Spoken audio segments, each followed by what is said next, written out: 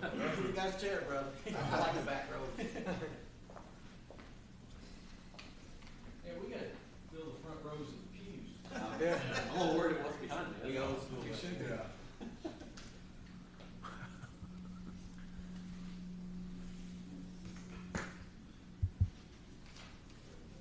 walked in with Jeremy and he had his command staff with him. We were walking through the sheriff's office earlier in the week. And everybody's head tired, but there's about 10 of them. Hey, what's on here?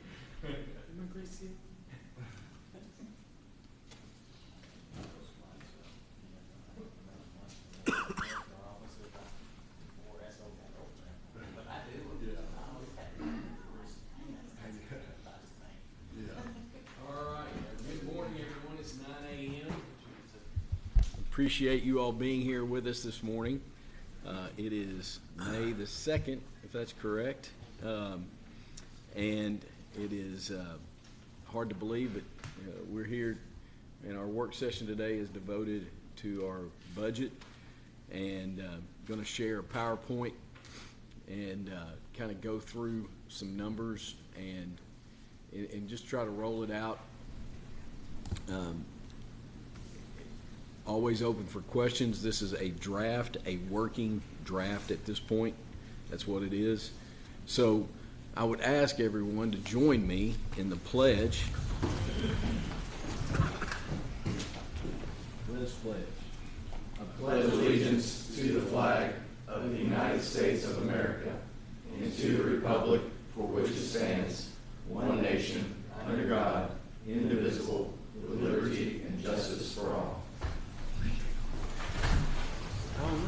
So we will start, and we'll ask to go to the next slide. Just our proposed budget timeline. You know, we shared a draft budget worksheet earlier. Today is May 2nd. Fiscal court budget work session discussion review of this draft. May 9th is our regular business meeting. We will have an agenda item for additional items for discussion, review, additional information that you all might want from this meeting, and to try to clarify any questions. May 22nd, that following Thursday meeting, business meeting, the 6 o'clock business meeting, our goal is to have a first reading of the budget ordinance. And then June 13th, if it comes back from DLG with a thumbs up, then we would have our second reading at that first business meeting in June, and then submit it right back to DLG. And then it has to be approved there, and we have to advertise it as well. So that's a timeline. Any questions in regards to that timeline? I think it gives us time to look and review and chew on this and try to answer questions. And that's what I always want to do.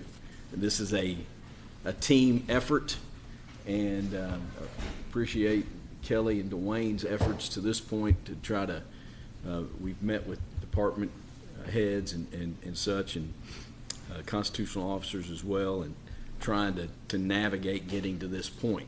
I think we have a good working document.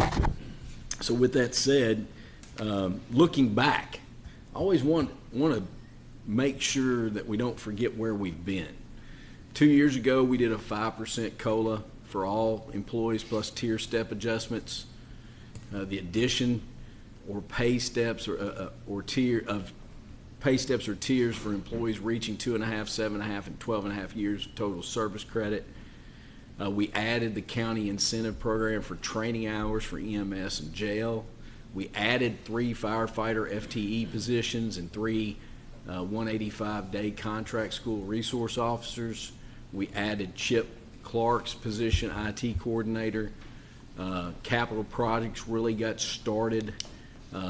Sheriff's Office, Clerk's Annex, EMS Station, Farmers Market Pavilion.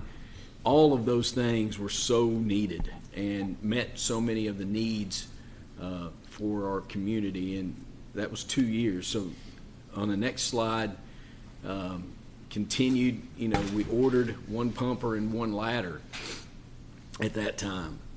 And that real need, and we're still waiting, John and Chief Baker, we're still waiting on those deliveries. And you're going to talk about those a little bit. I'm going to call on you here in a little bit. We paid for one pumper on May of 23rd, delivery for February of 26th, so we're still out there. The ladder delivery, November 25, so we're looking for that, and we'll be excited to have it. And we paid for that out of this year's budget, actually. 23-24 ordered two pumpers that are still pending. No funds allocated out of that, but delivery is April 26th, so we have to put that money in this year's budget, and then allocate funds, as I said, in this year's budget. Started the Legacy Trail project. Very proud of that. I think it's #1 survey reply drew when people say what do they want to see more of, walking trails and biking. So we're meeting that need. And then we wrapped up the Lyle Road Soccer Complex improvements, and was talking to a parent of a young person that had played soccer and spent so much time over at Lyle Road, and they said, well, we came by there and saw the bathrooms in the parking lot, and they just were like, it is so much nicer. So, we've done a lot, and I think we've been good stewards of tax dollars. So moving to the next slide. Last year, it was a special year. We recommended an 8% total adjustment. We thought that was what was needed, and we kind of coupled that with some median adjustments that ended up making a total 8% adjustment for everyone except for the jail. I think the jail got closer to 9.8, I think is what it was. The recommendation there was to support our efforts to recruit and retain the best well-qualified staff. We think the staff that we have is the most important piece of our service, and that's what we're here for, to serve our community. David. Talk about the salary also. We just talked about benefits. Absolutely. No, I didn't see that. no, and that's a great point to make, David, and I appreciate it. You've always been a proponent of making sure that, if we do everything we can to offer great benefits, but not pass those added costs on to employees, and we've done a really good job of that. And I would put our benefits, up against anybody, private as well. To establish and reinforce Scott County's government position as a public employer of choice in the Bluegrass region, we want people to want to work here, and we want people to want to stay here. We added that parental leave policy in July, providing 2 weeks of paid leave to support employees with the birth or adoption of a child. Just trying to help our employees. And next slide. So we've been working on the Sheriff's Office Clerk's Annex construction. Jeremy, as I said, we went through that earlier this week together. I've been by there every day. We are getting close. We're making movement. There's been a lot of glass that has been installed. There's still a few pieces out, but we're closer. We've got some items that, they're still working on casework. They're still working on, there's an HVAC unit that's got to be looked at. Might ask Rick for some advice on that. But we're getting closer. The outside of the building, they've done the landscaping.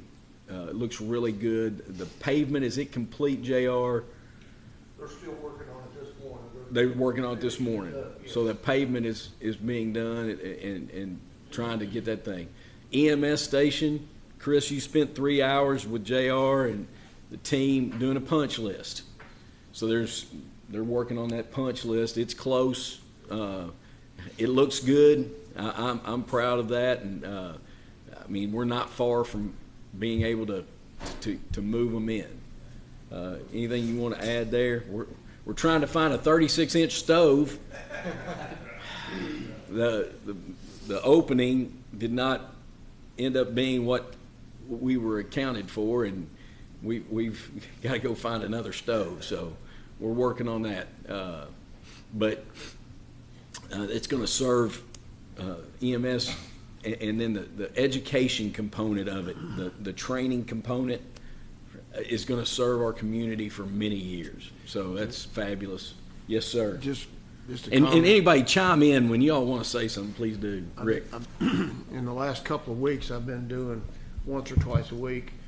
When I'm coming back home from work, I'll do a drive-by, and even later than that. And I will say at both facilities, EMS and the new sheriff / for the county clerk, just major improvement. It's visible when they start dressing their sites up, and they've already got plants growing. But I know that's all cosmetic, but they're dashing to the finish line. They are. And every night it's always been after 5 when I've been over there, and they got people working. So, I know they've had issues, but I see that they're trying. That's what I'm. Appreciate that comment, and I agree with you. And I don't know if anybody's been by. Have you been by there at night, the EMS station? Yeah. The lighting looks very nice. It looks nice. Yeah, actually, I did see that. Yeah, it looks nice.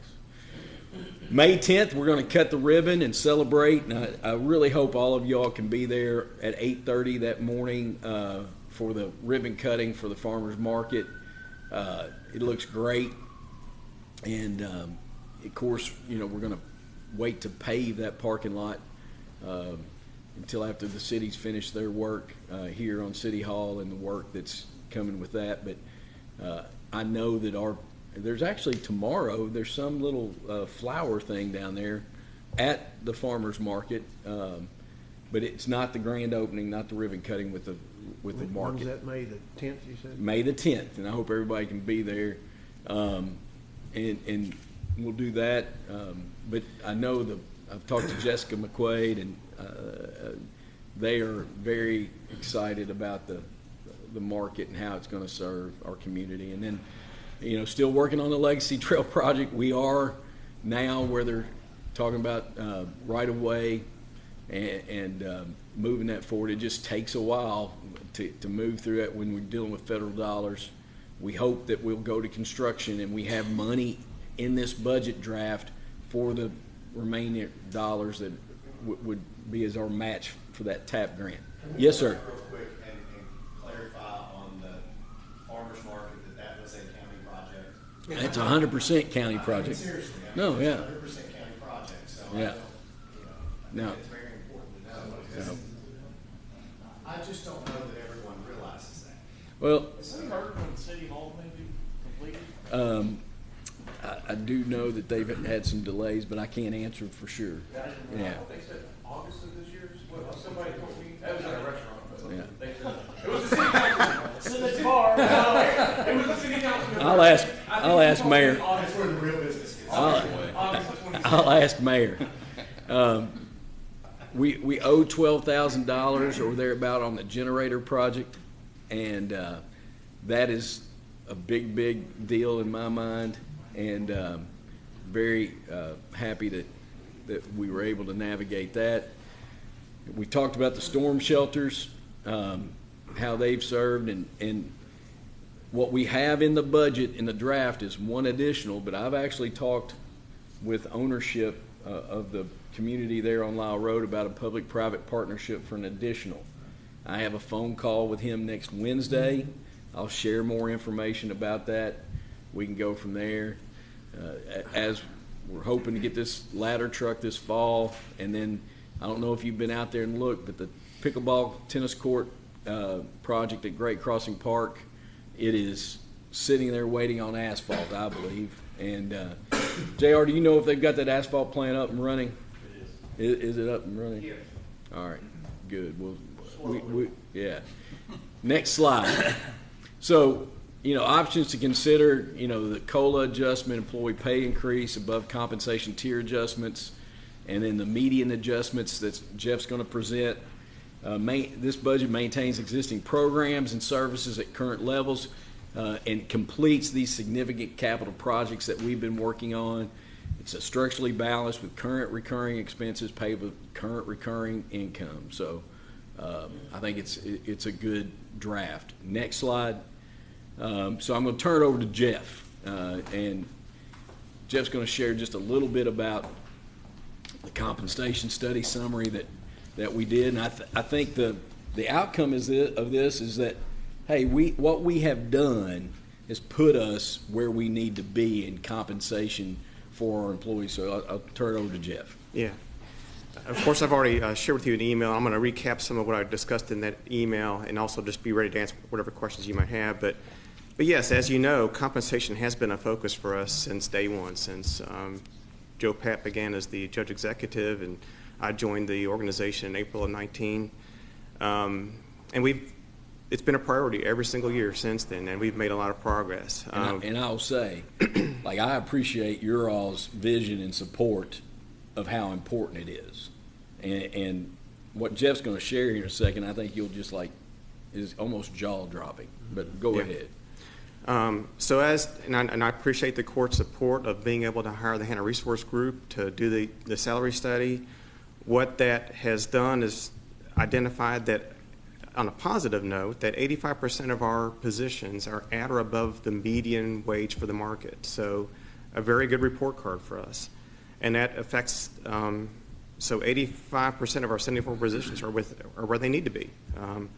What that indicates, though, is that we have 11 positions where we need to recommend an adjustment to the median wage. The cost of that will be $108,000. And the positive thing is that this data permits the county to make informed decisions and make those targeted investments in those positions where it's most needed. And you said yesterday you don't think we'll need to do this again we'll keep a watch, but maybe not need to do this for another 3 years. Yeah, we won't need to do a comprehensive study like this for at least 3 years, I would think. All right. Because if we provide a pay increase, our COLA keeps up with the market, then we shouldn't really lose ground. We shouldn't lose traction with the market, would be my guess. Now, there's going to be a few positions where maybe we keep an eye on, like law enforcement. We know there's some market movement there. But, we'll keep an eye. If we see that we're losing some people or some things like that, we'll keep an eye on some particular positions. But no, we should not need to do a comprehensive study for at least 3 years.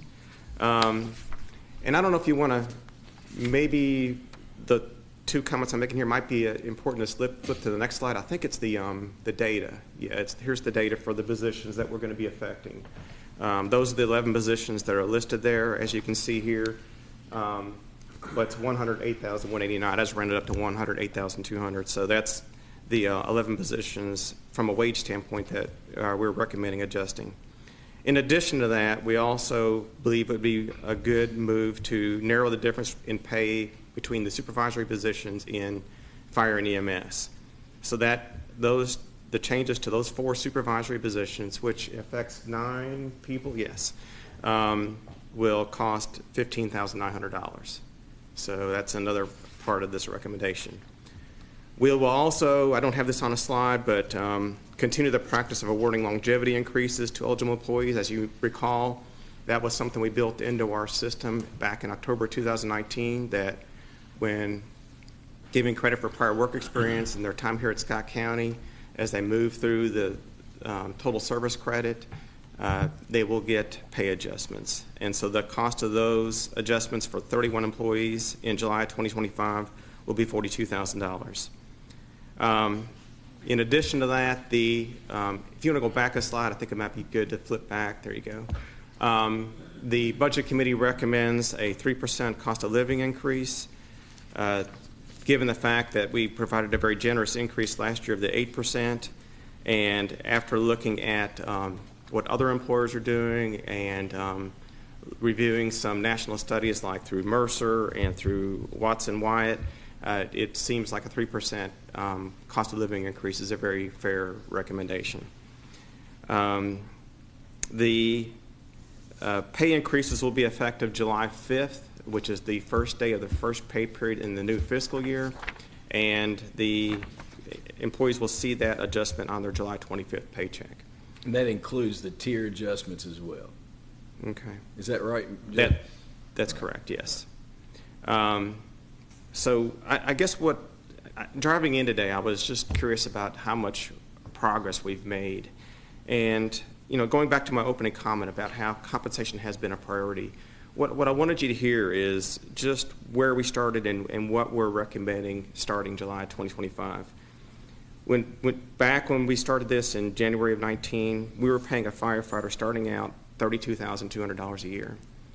We're recommending going into it that it's $51,300.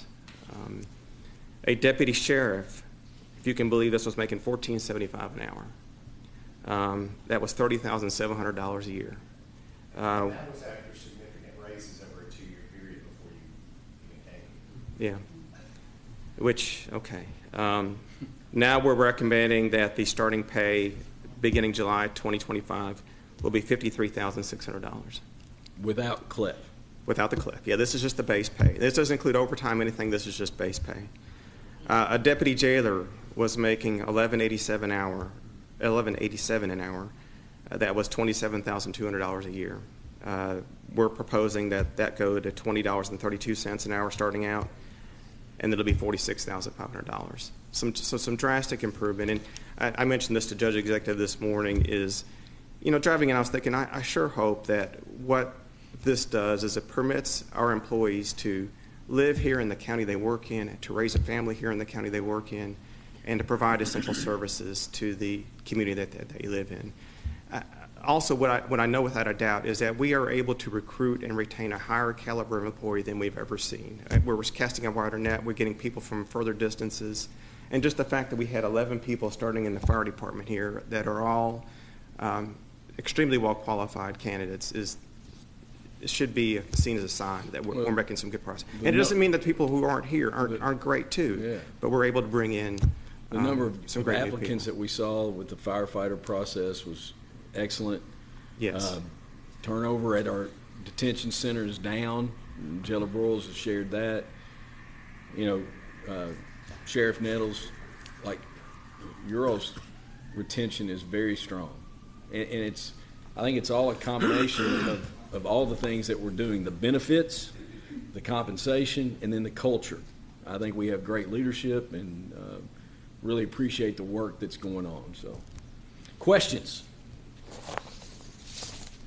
So one other item, the next slide would show you've got what you're currently spending on payroll, and then a current plus 3%, what that adjustment would be. That'd be from $32,717,000 to $33,525,000. That would be approximately, Michelle, if I'm correct, 49% of all budgets. So that is our recommendation to look at. I did give you what 3.5, and I did give you what 4 would do.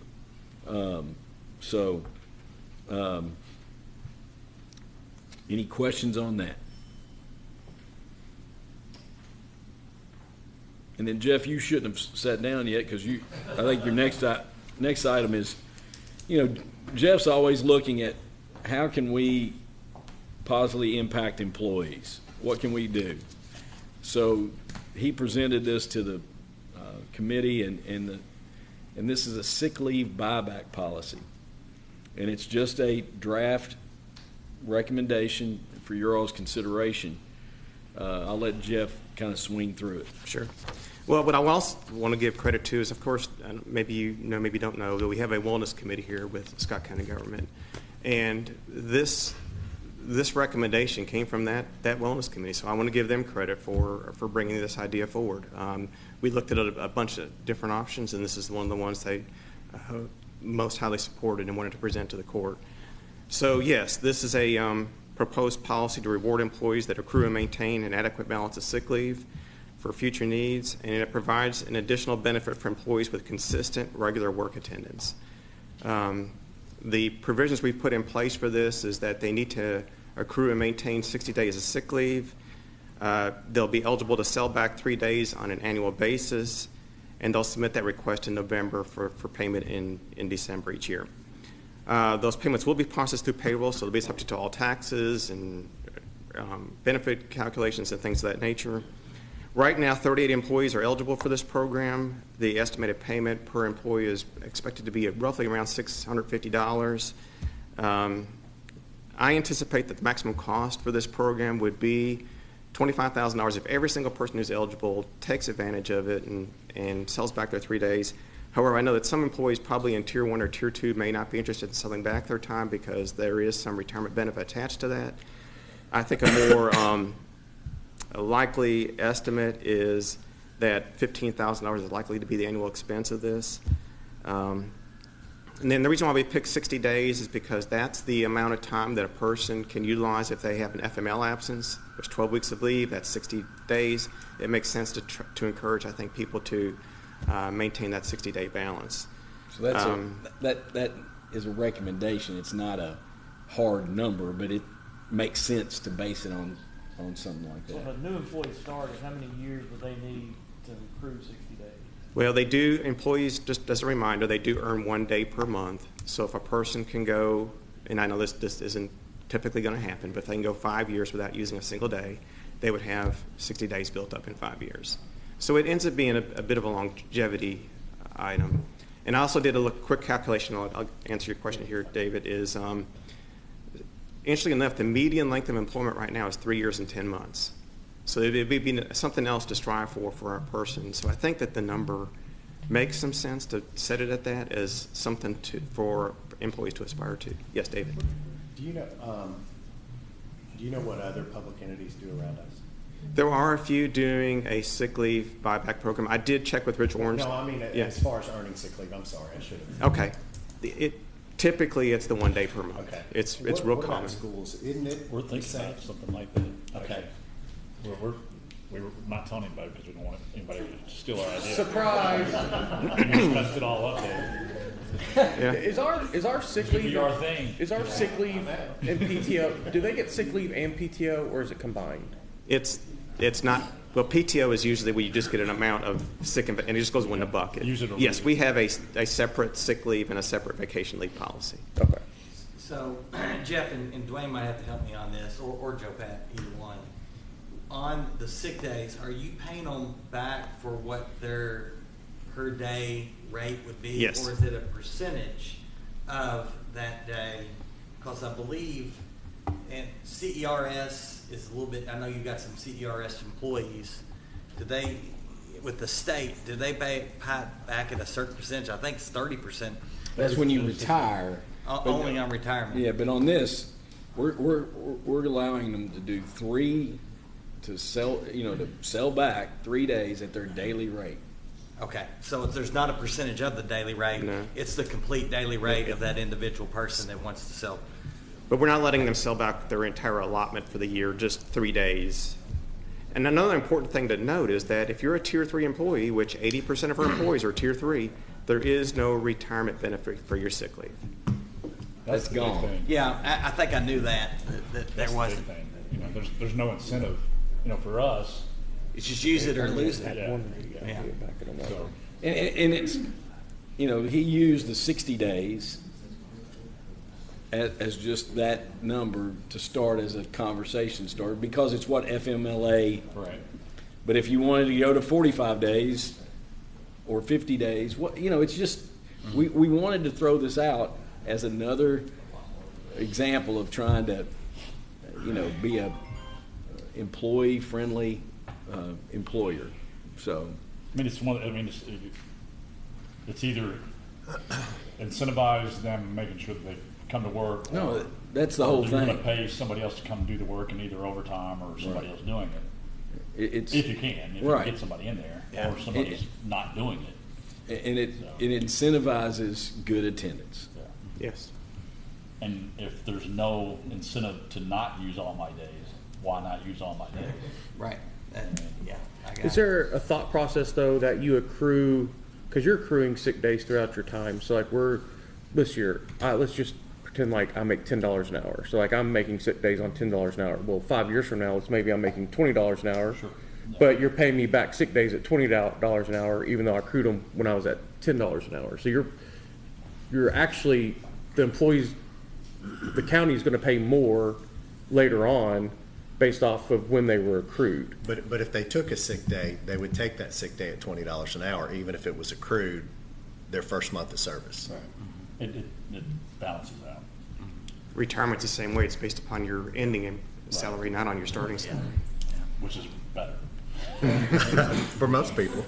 Or retirement is better. Rick, So there's a benefit, it sounds like, for the county side of it, it's an incentive to come to work. And there's a benefit on the employee side, where if you accrue and you can get a little extra cash back Well, vacation money every summer. like, for it was strategic about the payment too, like, the payment there in December, like, who doesn't want 3 extra Yeah, so, days payment? well, just thinking about those numbers, and I get the 60 hours, which, would you say it takes about 3 years for somebody? 5 years. You get 60 days. What did I say? Yeah, That's sorry. okay. 60 days, and it takes 5 years to. Yes. At a minimum, yes. Yeah, so, But we had to start somewhere. no, I'm with you, I just, And yeah, I mean, I see the benefit because, we don't. you struggle daily, don't you? You want to see my text this morning? No. So, I just trying to get the whole thing in my head. I mean, I get it. That incentive to get folks to work is, unfortunately, it's in every industry, government or wherever. So, that's All right. it. I'm Any just other trying questions to on that? process it. I'll make a comment because I support it and I like it. Personally, I'd love to see people maybe after 3 years be able to qualify.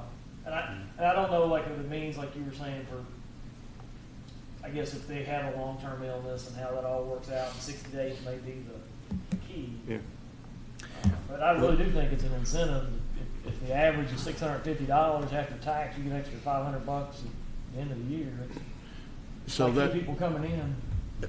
That was kind of where my question was coming from. So the way to do what Kelly's talking about would just be to drop that from 60, having 60 days banked. Yeah, you just lower the amount. You just, to get, that's what you're saying. It means more people are eligible, which means it would cost more, so I'd have to, But it doesn't, when a fireman doesn't show up and he's thinking I'm gonna not use it or lose it, and then we've got to have somebody have overtime or call in somebody on their day off, or, Yeah. It all kind of equals out. in my mind, it probably does. Would you like to see Jeff doing an analysis of lowering it to 40 days, I was thinking something Like- like that, 40, 45. like 40-day level? And I mean, I do like the FMLA though, because then you really, if Stay you consistent. you stay consistent, but also if an employee does get hurt, it's really to their benefit to have those 60 days. I mean, honestly. Well, But if they all get we're- hurt, they can go out on work comp probably. yeah. Well, And all we're talking about is 3 days. it's All we're talking about is a max of 3 on an annual basis. Have we ever looked at going to a PTO system and letting the employees do what they want with their time instead of us saying, this is your sick, this is your vacation? Like, I don't think it fits in our environment with the way the retirement system's set up for Tier 1 and Tier 2. I think that we need to leave it the way it is. I mean, yeah, and I think it's you're really, gonna go back to that. I'm not aware of any city or county that's doing a PTO type system. Well, Judge, I think maybe we should look at, if you want to get 45 days and look at it, but I'm okay with 60 days. It's maternity leave and, or, something Remind like that. everybody to use their microphones. That's just, I got a reminder there. Okay. No, so you want to see a little bit of analysis? Well, I mean, I'm okay with 60 days, honestly, but But I think Kelly wanted to see maybe if you're going to do if 40. we, I'd be interested. I mean, it's not a ton of work, is it, Jeff? It's not. All right. So we'll come back and share additional information about what it would look like if we lowered it at 40 days and go from there. So you said, I think you've already spit this number out. So how many employees would be eligible at the 60 days right now? 38 right now.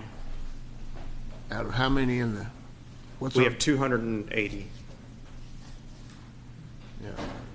But if you drop it to 40, I bet you're going to go to 150 being eligible. Well, I don't know about that. That's optimistic. You think so? 3 I years, might 10 be months. overestimating. 50%. So yeah, Yeah. and that's assuming that they haven't missed a day in 3 years and 10 Can I, months. can I change this up? Did you look at possibly buying back more days, like a week's worth of time versus 3 days, and We keep the 60-day threshold? You know We what were I'm saying? we were trying to keep the expense to a minimum, but have an incentive that at the end of a year that somebody could say, hey, I saved those days and I'm going to get a little extra change in my pocket. I think if you go very much more, if you drop the number and then you raise the number of days that they can buy back, Well, then I'm not saying drop the number. I'm saying keep 60 days as a threshold, but possibly have 5-day buyback versus 3. he could give you that number if you want that number. I think it's hard to budget for because you don't really know who's going to buy back what. How do you? They're only allowed to have so many. Well, and just you're to at different put pay it in rates, perspective, if it's $15,000, it's 1/10% of our payroll. So Uh-huh. Tenth of 1%. 1/10%. Yes. So tenth Yes. of one.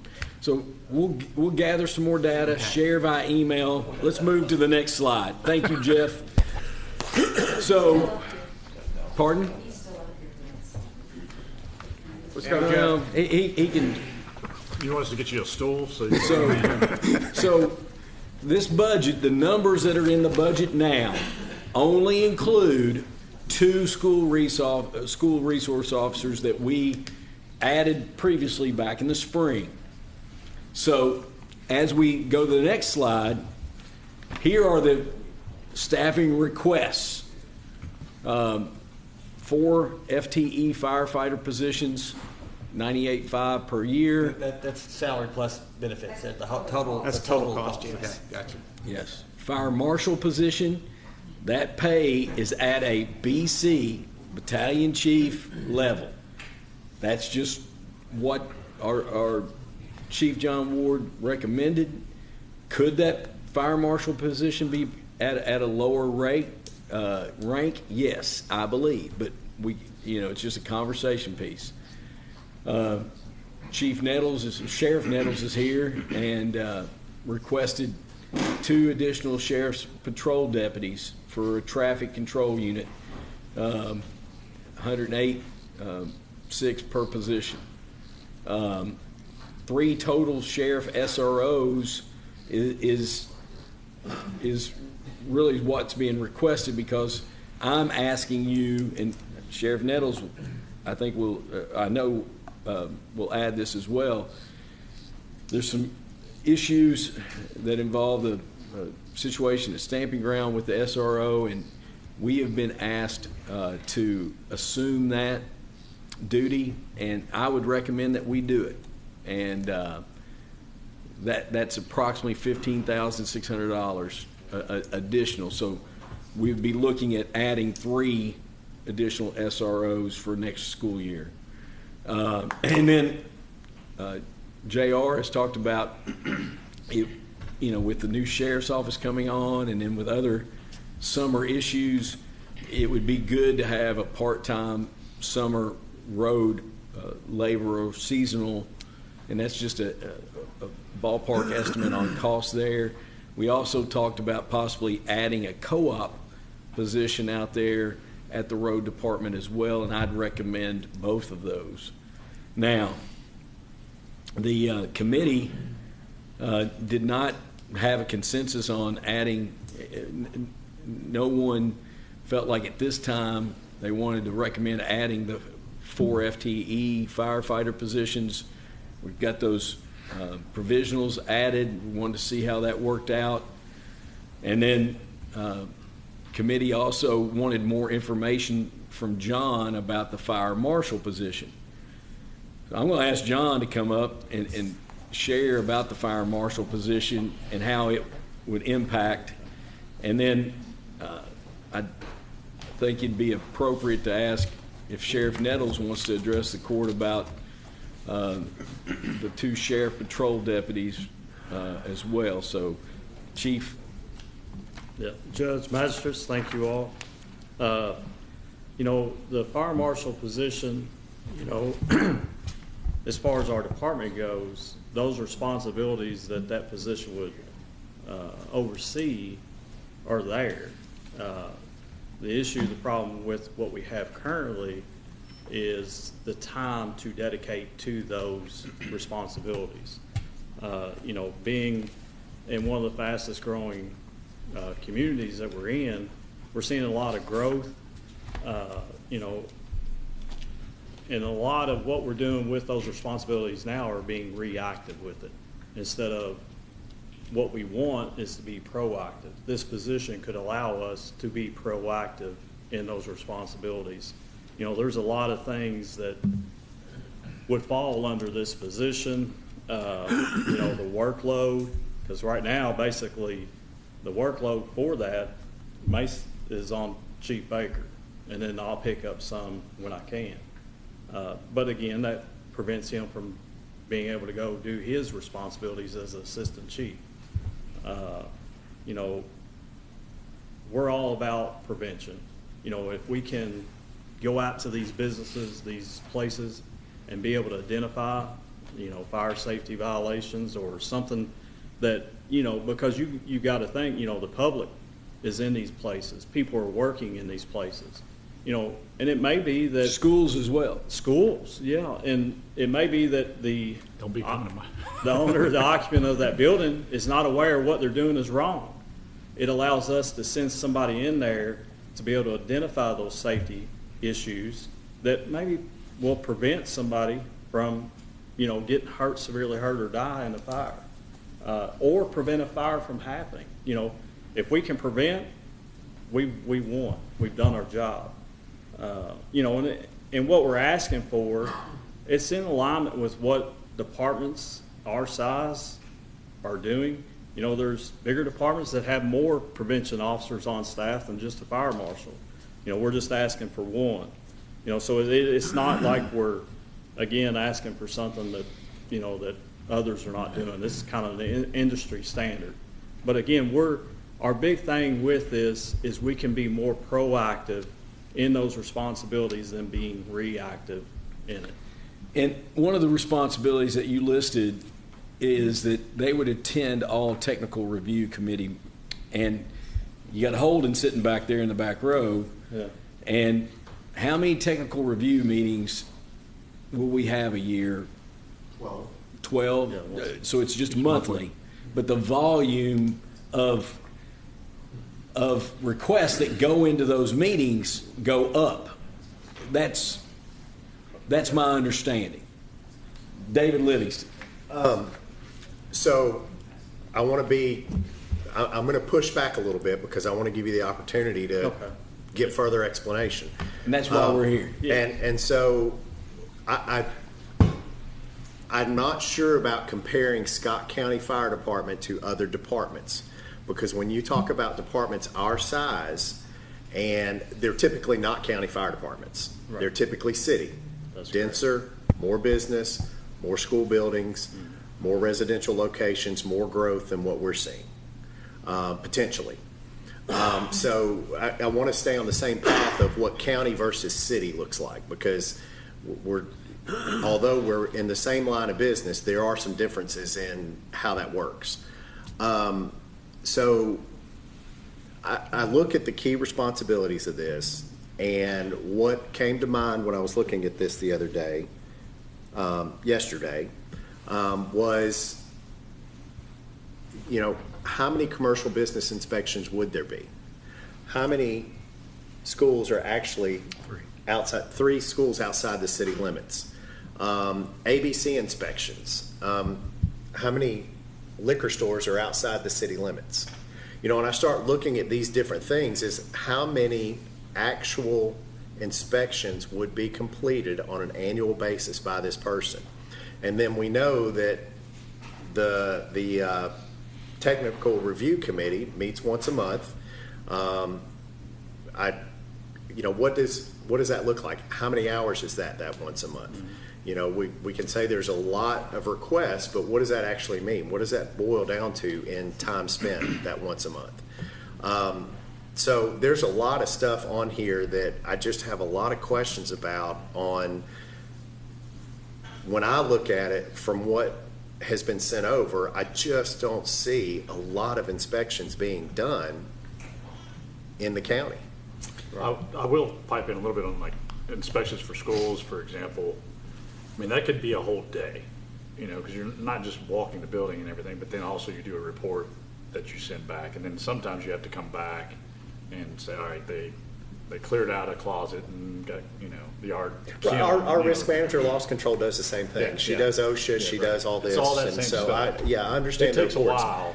But- And I'd say with those meetings too, I've never been to one, but I'd say you all end up getting some homework, right? I'm on. Well, yeah, it's, you know, and it's not just, you know, whether that meeting it goes for an hour or 2 hours. It's the preparation, you know, prior, because I don't want to walk in a meeting, neither does he, and not be Right. prepared. I'm just asking for some Yeah, more meat absolutely. out of what, And you David, know. one opportunity that we might look at to give us more data, Revenue Commission, could they run a list of businesses that are outside the city limits? And we have also talked with the PBA, and they're working on getting us that report now. But, you know, and it's On not, the you know, just businesses? yes, Okay. the inspectable businesses. But, you know, just the Triport Road area, that whole area, you know, like some of those factories out there would take maybe several days. And it's not just you go I there didn't one think about time. that, right. You know, it's not just going there one time, but like Dwayne said, if you find issues, it's going back. It's those re-inspects, because you want to follow up if you identify something. And you know, inspections is just a part of it, and it wouldn't be the only thing they're doing. You know, attending the meetings, getting prepared to go to the meetings, you know, overseeing our pre-plans for the department. Currently, our pre-plans are way outdated. There's just not the time that's needed or that is required to invest in it. So, and that's why I try to go through here and list, you know, all the things that this position would oversee. It would also be responsible for all our fire investigations in the county. You know, there's a lot of work in that, you know, when there is a fire, you know, following up with insurance companies, the homeowners, having somebody, you know, because right now, currently, we have a individual that does our fire investigations that works at 24/48. So he's not in there every day. You know, this would allow, you know, somebody that's in there every day, that when the public or somebody comes in and has questions about this, that would be there to answer those questions. And I totally understand, you know, we don't have the number of businesses that a city would. You know, we're not. But when you bring up the manufacturers, I get it, that that's not going to be a one-day process. No. That's going to be, Yeah. And again, what I want is to be proactive in this and get in these places to help identify, you know, fire safety issues. Because the way I look at this is I don't want to come in and just, you know, throw down a hammer on people. I want to be able to help people, to help them identify the safety issues that are there, again, to prevent, you know, something bad happening. I have one other question. Yes, sir. I'm kind of, and I don't know if it's because it's my iPad or not, because this is what I looked at this on yesterday, but I'm not understanding the salary line, because I'm seeing 89,000, 60,000, 149,000 that's on this. So We'll get that clarified. But I can clarify that. All right. okay. 89,000, let me just purpose it, says on the mic. We just slated this against a battalion chief position, so Right. that, and the headers were just missing from what Joe Pat pulled. Okay. 89,000 is the salary, 60,000 is the benefits, the total is Okay, 149,000. thank you. And that John said he felt like this position would merit a battalion chief's level of compensation. But that's not saying that we could not consider it starting at a lower What does rank. Georgetown pay? I do not know. Okay, So that's a piece of information we can get you. okay. Or comparable counties or whatever. I have a Cities. question. I wanna make a comment. Comments and questions. I have a question. Kelly and then Ryan. And I just want to say this because I asked Dwayne, but the county schools are getting inspected correct? Yes. Because everybody watching, I want to make sure, like, Oh, yes, we're not, yes. like, they're not getting a fire inspection. I wouldn't let that happen. We can't let it happen. Right, but I just, during that discussion, and- it sounded like we had 3 schools that, you know, I just want to make Oh, sure no, no. we're More clear than on 3? that. Yeah. How many schools? 3. The 3 are 3 outside. elementaries? Out in the county. Northeastern State, right? So Great Crossing is in the city? Oh, they annexed it. Everything gets I annexed. didn't realize that. In the new stuff. And just so to that though, Chad asked too, the state used to do it, but the state quit doing it, I don't know, 5-6 years ago, maybe longer. Right, And and so then I've been scrambling to get somebody to do it every year, whether it's a city or county, I get somebody over there. Ryan Pratt. My question is more about the 4 FTE firefighter positions. So if we're staffed now for the apparatus we have, like are you adding another truck? Or like what are we going to do with 4 extra people? I know that's one person. Well, there's more than one per shift. And but before it's he 3 answers, shifts. the budget committee did not feel like they wanted to recommend that. But that's why we put that up here for your questions. well, my recommendation would be for us to end up, at the end of the day, having 4 people assigned to every piece of apparatus. So it would still be, our Station 1 would have 2 apparatus that it currently does now. I mean, it has more, but that's what we staff. And all outside houses, the 3 outside houses would have 4.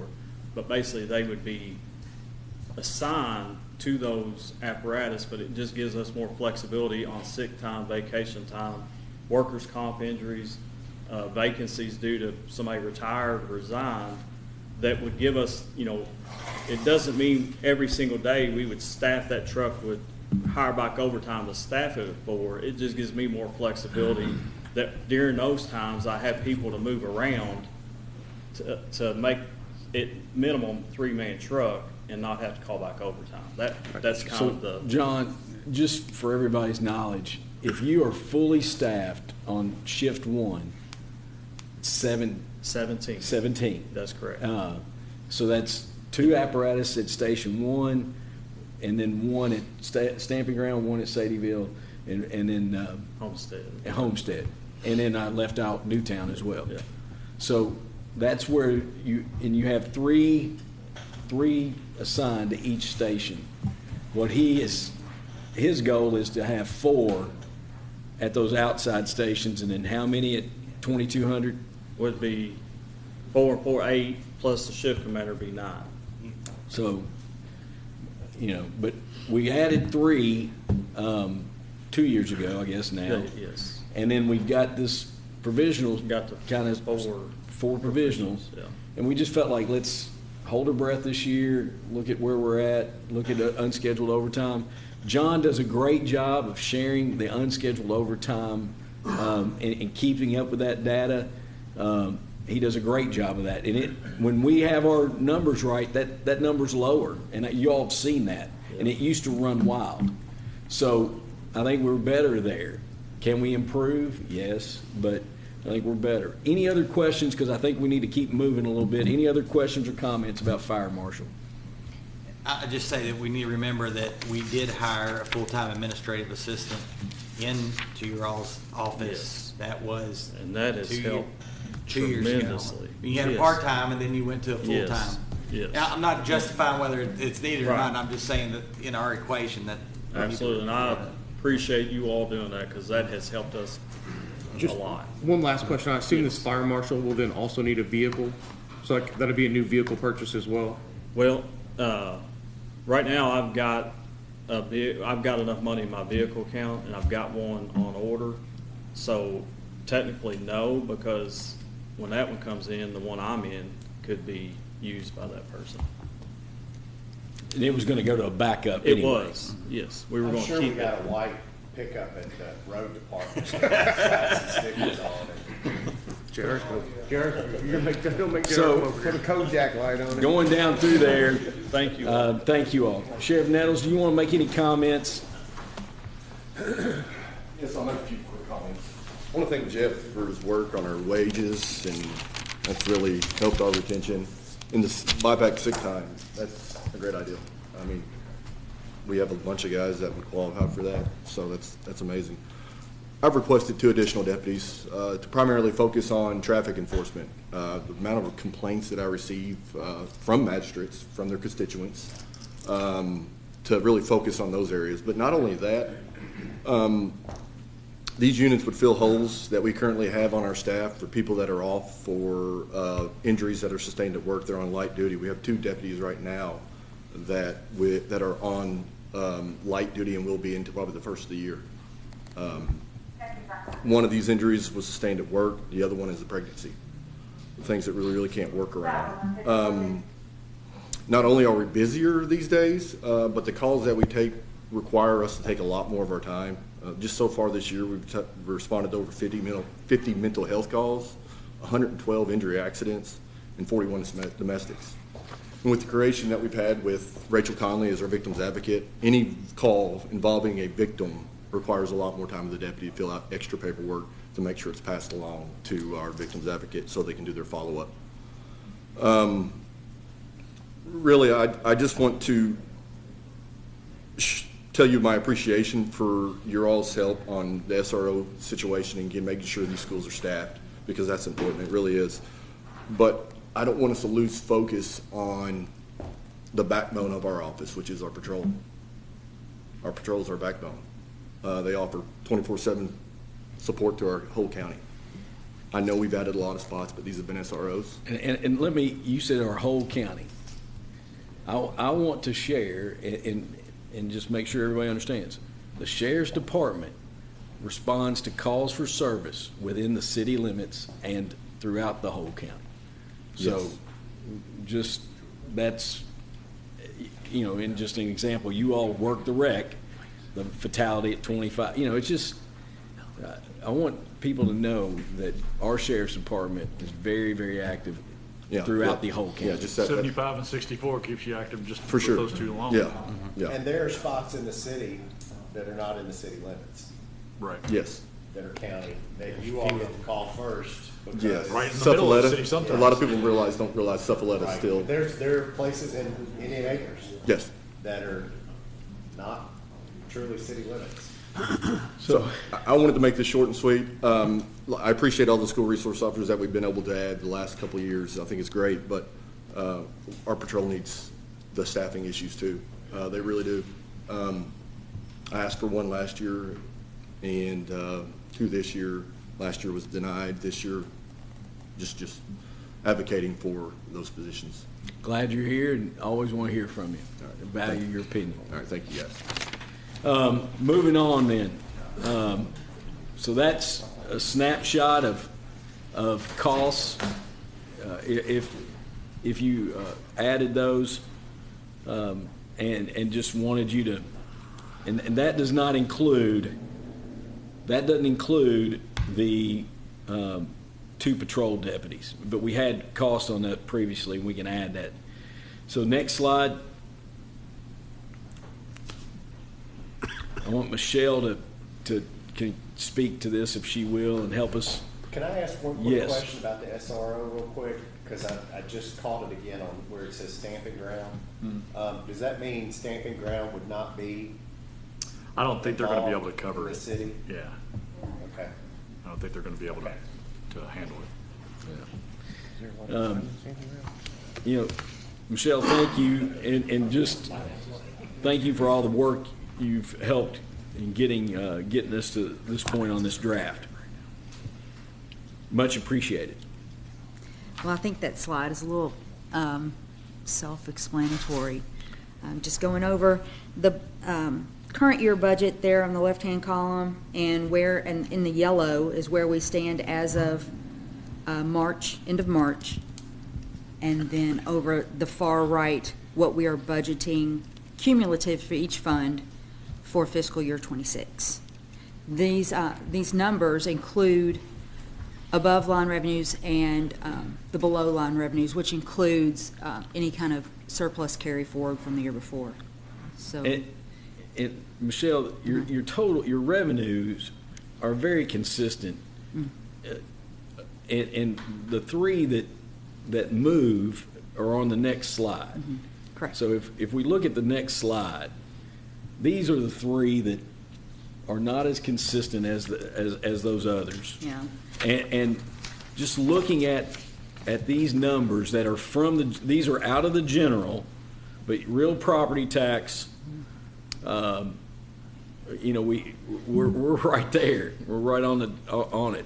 Occupational payroll tax through March, actual 17,454. We budgeted 20 for this year. Clearly, we're going to be very, very healthy there. And then the net profit tax, you can see, I'm going to always low estimate the net profit because you can never, there is no consistency in this. And it's so sporadic. And then what you're seeing is the result of substantial net profit payments that came about that you cannot predict. I mean, it is what it is. You have to treat that almost as money that you can put towards needs that we didn't really budget. So, but I wanted to show you that our revenues are healthy. Our revenues are healthy. Comments, Michelle, additional? Questions? So we talked about this in the budget committee a little bit. Say we've got an additional $3 billion we didn't expect, but we can't just pay that down on our debt. No. Could you explain to the court maybe how we could use that to pay down our debt? Our debt that we have, the bond that we're carrying for the construction of the sheriff and clerk's office, there is not a prepay to get that debt. But in order to get the debt off of our books, if we do have the extra money, we can put that into an escrow account and have that money early on taken off our books and can be withdrawn from that escrow account outside of our financials. So just reminding everybody, that was a 10-year bond. Mm-hmm. We've paid 1 year.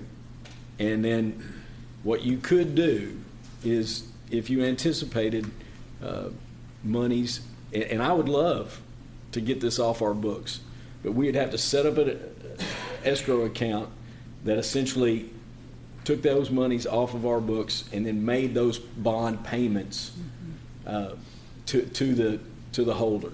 Yes. And I think we were very good stewards of what we're doing, not stretching it out past 10 years, and I think that's a doable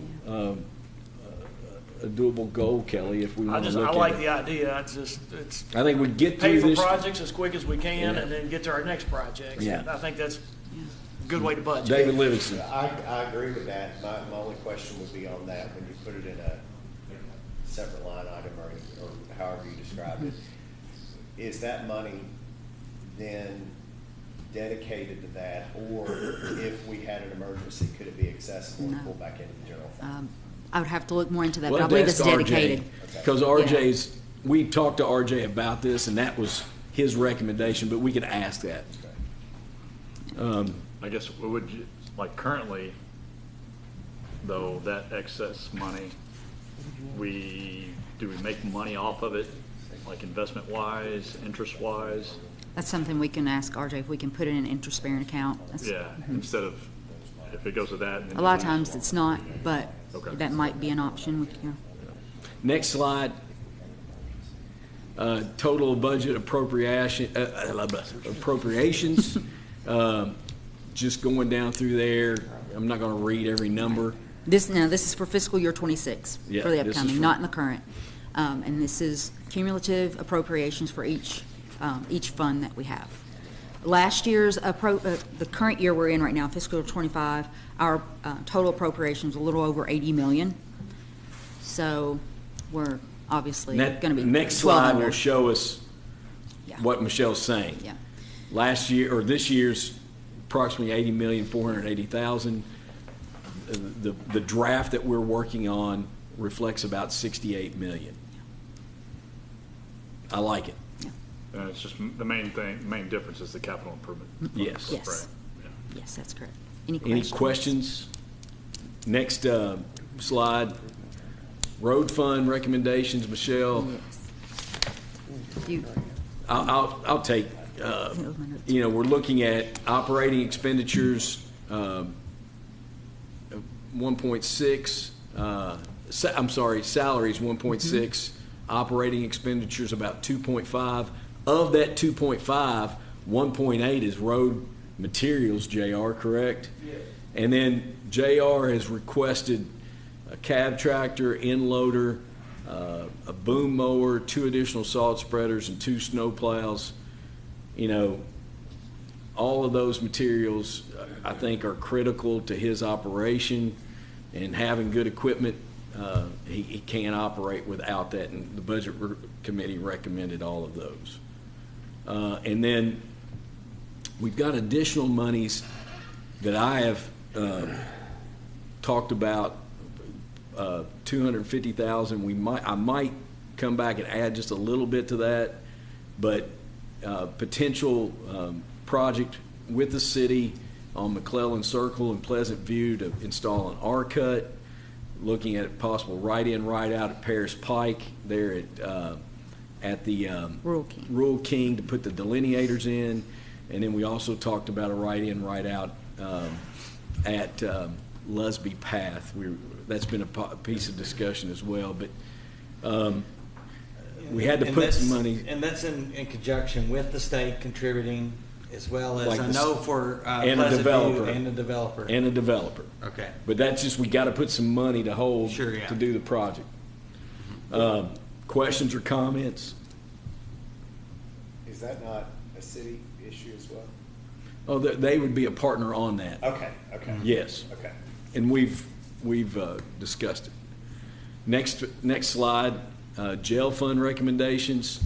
Really looking at 25, your 1.9 for salaries to 2.1 for salaries in 26.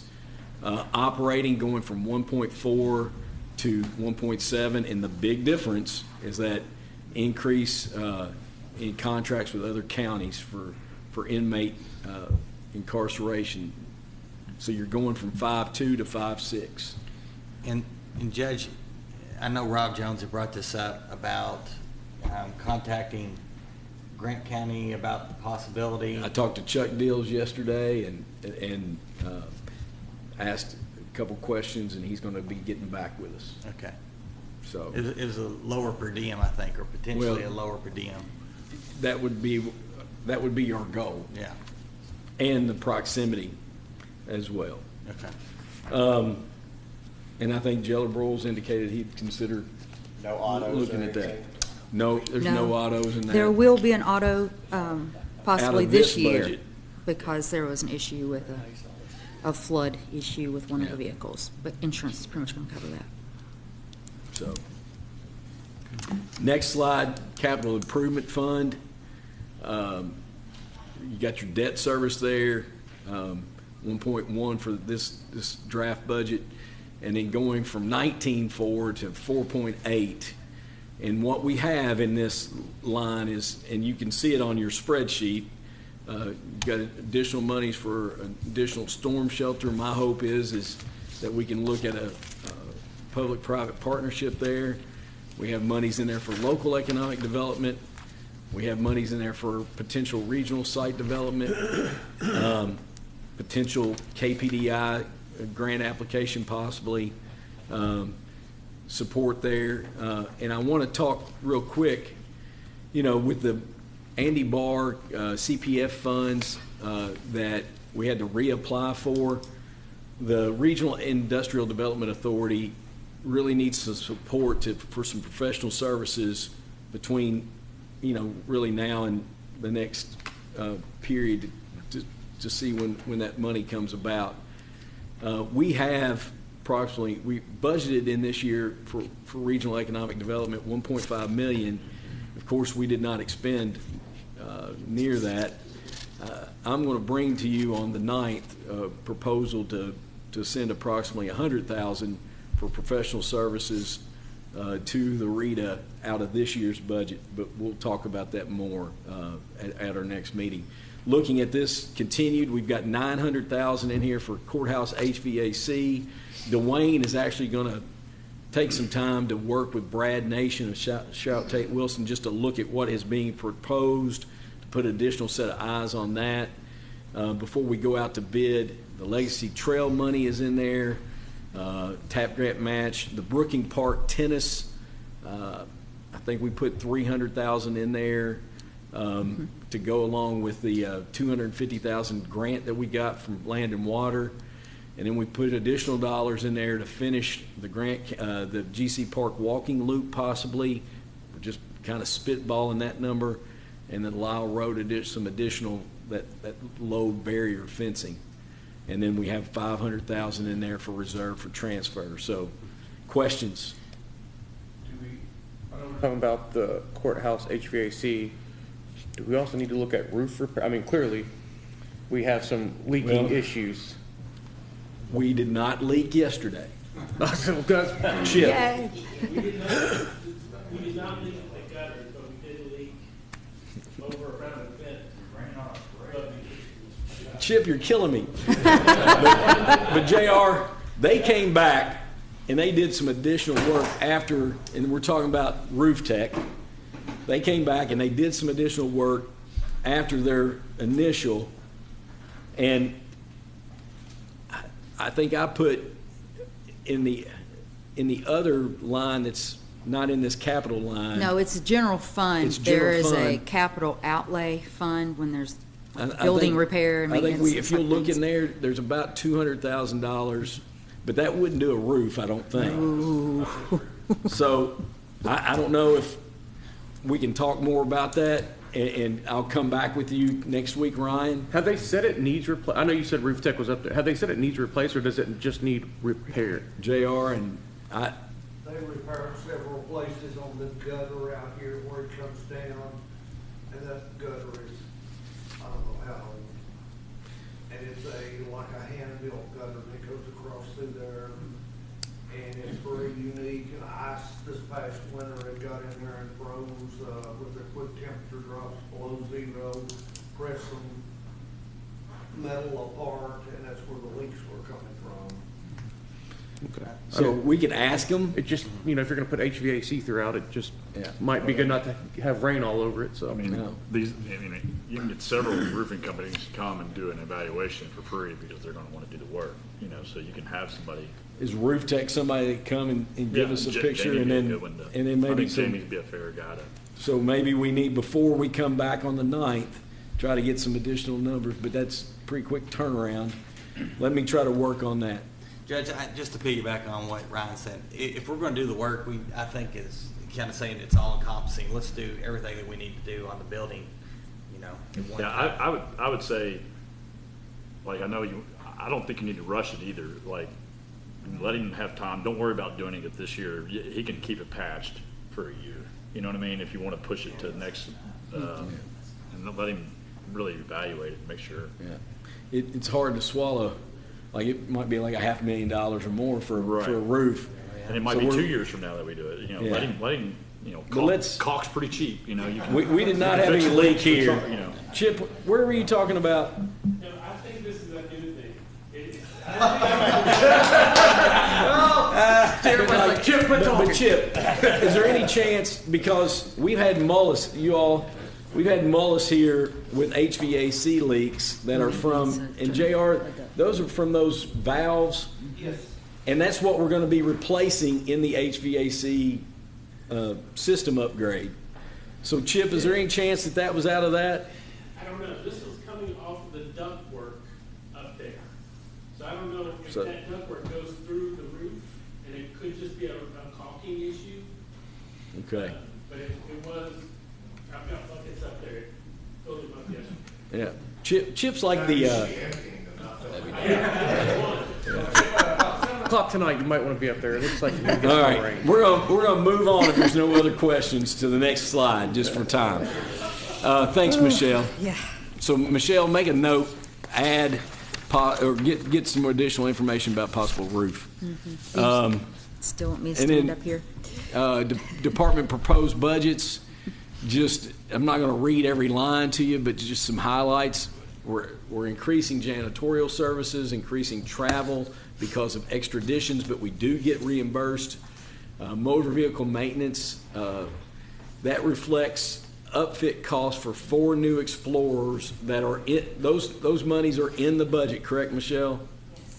And Sheriff Nettles actually requested 4 Explorers, a van, and a F-150. The budget committee included 4 Explorers. And I will say that an Explorer is $10,000 cheaper than a Tahoe.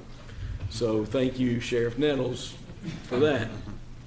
If that gets the job done for your agency and is more affordable, I appreciate it. Security services is down a little bit because it's included in the warranty. Now, law enforcement equipment, $62,000 3D scanner. That is money. We originally talked about buying the whole thing by ourselves. And after talking with Chief Nettles and I talked with Assistant Chief Nash at the GPD, the possibility exists about buying a new one and the 2 agencies sharing it. You all work a lot on accident reconstruction, and then if there is a shooting, you scan shootings and stuff like that. So if we can share that, then I think it is a piece of equipment that's needed, and it makes sense if we can share it and they can navigate that, then let's leave that money in there. Building maintenance and repair down 70, we're getting a new building. Hopefully we won't have a lot. Sheriff Nettles, I hope I can speak for you, but your recommendation is to surplus the helicopter. It is. And the cost to get it approved is really excess of what I would think we'd want to spend, and then It's over $250,000. Over $250,000. So his recommendation is to surplus it.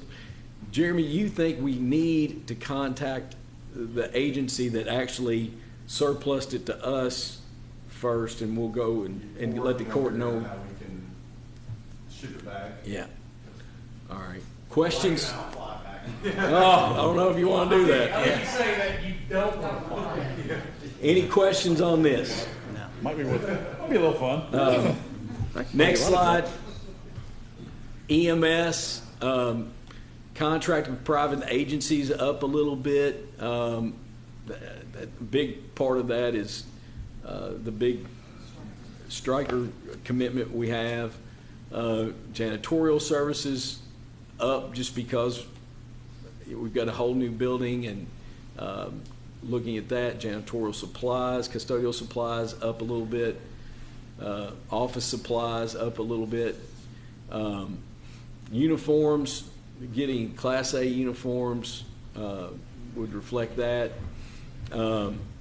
Medical supplies, $25,000, and then building maintenance and repair. We have to include, and I don't know if it's possible, Chris, do we have any money that we could pull out of this year's budget, converting that to Magna Grip? What if we did it out of reserve for transfer outside of? And what the Magna Grip is Michelle's eye rolling you, see. I know it. Like, Chris, what's the current system we have? So currently we have Spinal Jet, which is the exhaust system. It's a magnetic. It catches the exhaust. Yeah, so if you have to run those vehicles inside. City and county fire have switched to Magna Grip, and then the new station was outfitted with Magna Grip, and I'm not sure where that decision was made. I didn't get I consulted. can't answer that either. But all our current ambulances they don't have they need an adapter to hook up to Magna Grip because they're set up for Plymouth event.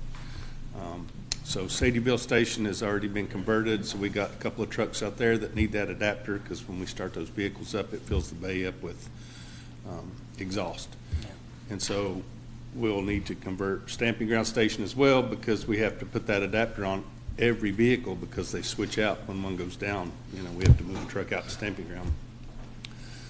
So that's where we're at with that, and it just kind of wasn't necessarily something we intended to do. Now, you got 2 ambulances. We had that one transmission, but we also got an engine, right? Yes. And JR, that we're moving forward with getting that engine replaced. And Perfect. And the transmission turned out not to be a transmission, so we don't have that or that cost, at least not yet. So the budget committee, we had talked about this after they wrecked, that last one was wrecked. It, maybe having an additional ambulance, did you all look at that? So we've ordered the emergency order ambulance that's going to be available in June. Next month, yes. We have not gotten or received information related to final if it's going to be totaled or not and how much we're going to realize from that settlement. But the budget committee, I believe our best route is we'll get X dollars. And then whatever our difference is, I think Michelle would like, and the budget is presented to the budget committee, that we take it out of LGEA because we're able to do that and pay for that ambulance out of this year's budget. And then next year's budget, we've still got an ambulance that's on order. We've got two. Two ordered. We've paid for one. We're going to wait until next year's budget to pay for the next one. And we'll have to do it in next year's budget. Yes. But we're going to not do that out of this year's budget and just and navigate forward that way. Is that all right? Yeah, it's just as long as we have, it seems like, that I want to have a backup in place and not have to do a rush, because we have had to do this twice to get ambulances that we needed at convenience, not ones that we would prefer. I think it has to do with the chassis and we had. But I think the one you're getting, you're happy with, aren't you? Yeah. Yeah. Yeah, but we had problems with Fords or something, and we had the Chevys or something. Yes. I believe that. Yeah, we're doing Dodge now because the Chevys are so difficult to get. Okay. They're transitioning to all EV, so they're just not building that Chevy in the diesel, or that chassis in the diesel model as much. They're still making it, but it's just harder to come by. The wait time's a lot longer, So any other questions about ambulance? And then vehicles, there is funds in there to buy community paramedicine, a four-wheel drive vehicle. Does it have to be a Durango, or could it be an Explorer? Yeah, just Maybe Brendan look just- at both of those. yeah. He wanted a lower vehicle. But it needs to be a little lower because he transports a lot elderly people. So that is instead of an ambulance taking them, our community paramedicine is stepping in and filling that, and it's just so much more impactful and efficient. And can that be paid for with opioid settlement money? Part of his salary is, but not the vehicle. Okay. Would it be better to have a car, like a Camry or something? But if one's four-wheel Or a van. drive. Yeah. Or a van. Yeah. They four-wheel drive van. There you Yeah, go. he's got a lot of gear. I don't know if a car would hold all that, the gear Because he still will respond. Yes, he still responds. Yes. And then training, little up or a little down because we're doing in-house EMT classes, and equipment maintenance and repair down. Anything else about EMS? Thank you, Chris. Next slide. Fire department, software package that John's requested, approximately, I think that's approximately 11.5 increase. Uniforms and protective clothing with the big training class that we have, that reflects that change in that. And then the two pumpers, that 430, 744, that's not the total for the two pumpers. That's just that line. Yeah, that's the line's up that much. But we're paying for two pumpers out of this year's budget. And then we have to. And then special projects is actually down a little bit, but he still has, one of the biggest things is a washer dryer for the turnout gear, right, Chief Baker? That's one of the items that's on there, and that's listed on your budget as well. Any questions there?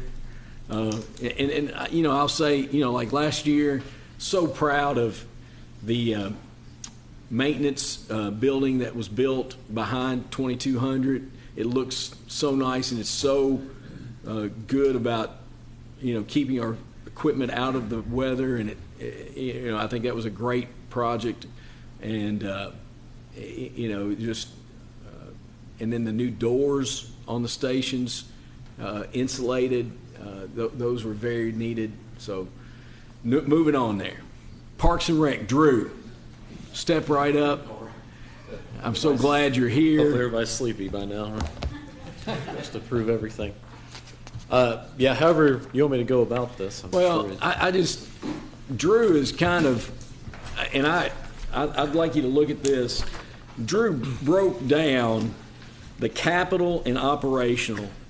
You can see last year's operational was, our allocation was 1.5. This year it's approximately 1.685 for operational. That matches the 3%. Go ahead, Sorry, Drew. that matches the 3% COLA that you, I think, in the city are, my understanding, both doing. Yeah. I don't want to speak out of turn, but that was put in there. We had not been appropriately budgeted for about the last 3 years. That's all I'll say. So this hopefully gets us right.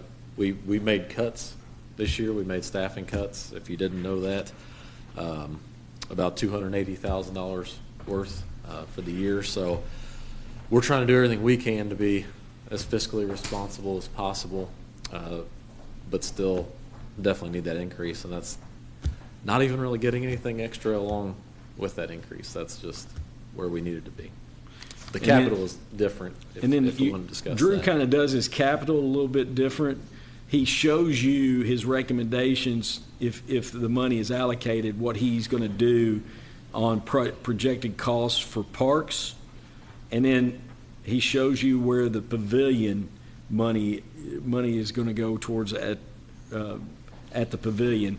So our share of that would be approximately $347,000. And, you know, he's looking at HVAC at the gym, epoxy floor refinishing, weight room equipment. Any comments on that, Drew? I can certainly answer any question you'll have, but I presented it at the city and also the interlocal meetings. We've had plenty of questions there.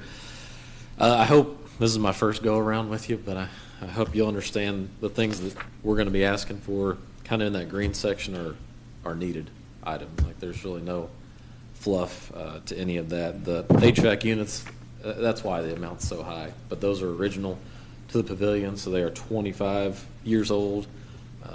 We're continually throwing good money after bad at those units, so we desperately need to just replace those. Where's the plank fencing? This is plank fencing at Brooking Park on the parks. Like, Yep. Where's it going there? Yep, so if you've driven right there on Long Lick between Scott County and Brooking Park, so you'll see on the right side, we did the plank fencing at Scott County Park. It looks real nice, the black kind of horse fencing. We're going to mirror that across the street. So hopefully, Like the softball field. correct. Yep. So you'll Right now, it's got that wire squared. Yeah. And hopefully you see our staff has done a pretty good job clearing out that fence row that, you know, it's wire fence or snow fence that lets trees grow up in it and just looks terrible. So hopefully we can clear that out and make it a nice, better, cleaner look. Now, I'm going to make mention as well that the operational expense includes contract mowing agreements for parks, and also that include Lyle Road. Just and added, yeah. And also bathroom cleaning that includes Lyle Road. Yes. And others. And Brooking, yeah. And others. All of our parks that have bathrooms. So I wanted everybody to know that included that as well. That'd been a conversation piece. Yes. And then, Zach, if you can switch to this. So, did you want to hit the bottom project yet for the capital? We'll talk about that. Yes, sir. So, Zach, can you zoom in at all?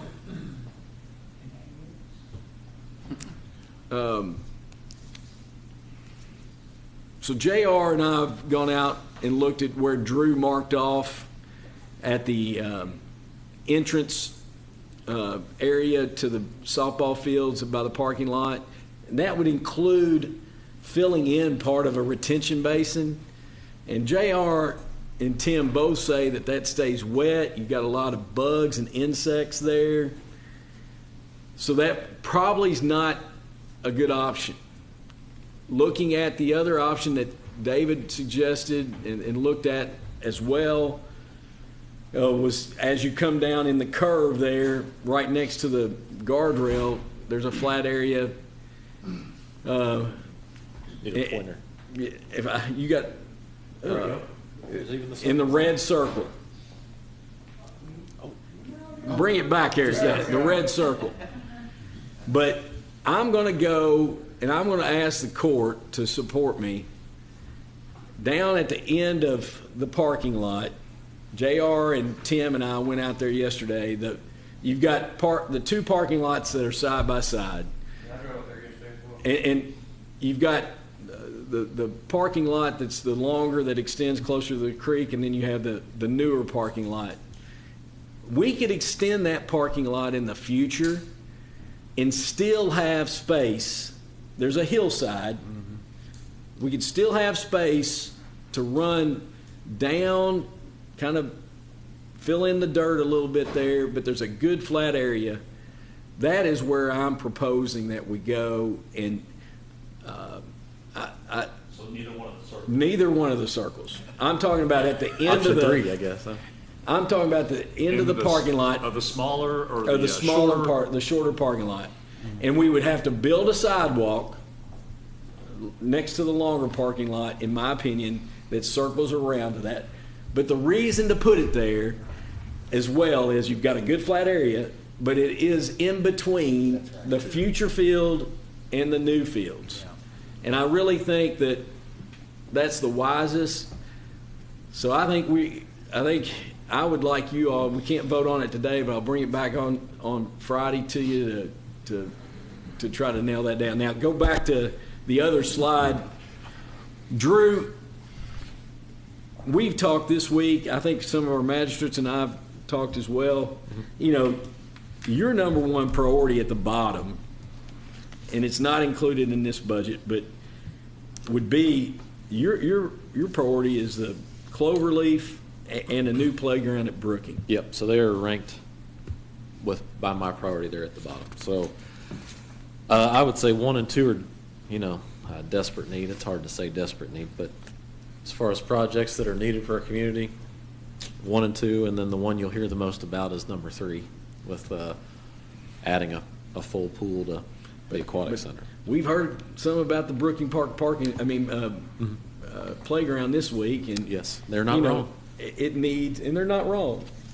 It needs a revamp, but it's a considerable, So I think we ought to look at that as a priority for next year's budget. Not this year, but we make a plan and try to enact that plan in the 26, 27. Yeah, and Drew, when Dwayne and myself and the judge were in the interlocal meeting, right, that we were asked about why you made that more of a priority for instead of the pool addition, and you remember your answer? Which one? The updating of the playground at Brooking Park. Why you go with a playground instead of a pool? Okay. Usage, simply put. I mean, it's a pool's open 3 months. Yeah, a pool's open 3 months of the year. Yeah. The playground's open 12. Whether you want to be out there maybe December, January is up to you, but there are people that use it. And you see the playground at Brooking as your flagship playground or anchor for the community, and so it needs to be done well. Yes, a normal playground, I would not ask for $1.2 million, obviously, but they're more expensive than any of you probably want to think or realize what it is. But yeah, we need that flagship playground. So if you travel places or go on vacations and you look at a park or a playground, you're like, wow. What do you all think about asking Drew over the next few months to do a social media survey of what people would like to see in a playground? Are we going to put it in the budget? For not this year, but for the I would do it next year. I would do it later then. Yeah. If we're going to do that, we need to make sure that we're all on board for budgeting for it next year. Yeah. And I'm not saying I'm not. I'm just saying that if you go down this path. Well, My question I have, though, it's needed. Some of that equipment's pretty good. I mean, I know it's old, but some of the stuff is like a tank. It's really good stuff. Mm-hmm. Is there other areas that you can take that out of there and put it somewhere else? Yeah, if we need to. But I mean, That's our oldest playground as well. So it is 25 years old. That was from the year 2000. It's still, I've checked it out several times. Yeah, no, It's I'm not it's saying. not like it's just falling apart. Yeah. Goes out there and plays a lot. Yeah, it is. Yeah. Don't get me wrong. I'm not saying that, but I think if you're going to do it, like I said, it's another one of those. The cost only goes up. So The cloverleaf at Great Crossing, it says 5 to 6 million. Do you know, is that dirt or turf fields? well, I think that's dirt. yeah, that's dirt. I would hope for turf, but that'd be an editorial. And you could comment. you had to go to bid, and you could do an alternate. You could do two. I mean, to me, just turf has less maintenance, less repair. You can play on it more. If it's raining, who cares? Correct. You just- 1,000%, yes. It just, I know it's more on the front end, but it just if the whole goal is to have kids playing. And I hear you, and I'm with you, but you got to keep in mind, and Dwayne will tell you, 10 years you're going to have to replace it. So I'm with you, Ryan. Everything you're saying is Yeah, I'd rather put fact. turf too. I mean, the daily use of it, and getting rained out every night. But some of the newer turf now, I think, lasts a little bit longer. No, you can, as long as you take care of it, it will last longer. It'll last as long as until you replace it. I mean, it might look awful and be awful, but Yeah, but like from the interlocal meeting, to touch back on that, we had more of an in-depth discussion. But honestly, those top three are, I don't know, no reason why we don't have that for our community already with the So size those top we are. three, is that something the city looks at sharing cost into, or is that all? That's At the interlocal meeting, that's what we have discussed, trying to have a plan on joint, like, projects. And it might look like we price out and then we cost share, and we do the management and put out the bid of the project at Great Crossing Park for the fields. They do a pool, and then we split the cost. But I think ultimately it'd be best if one entity managed one versus the other. Versus the other. Well, we can talk about that.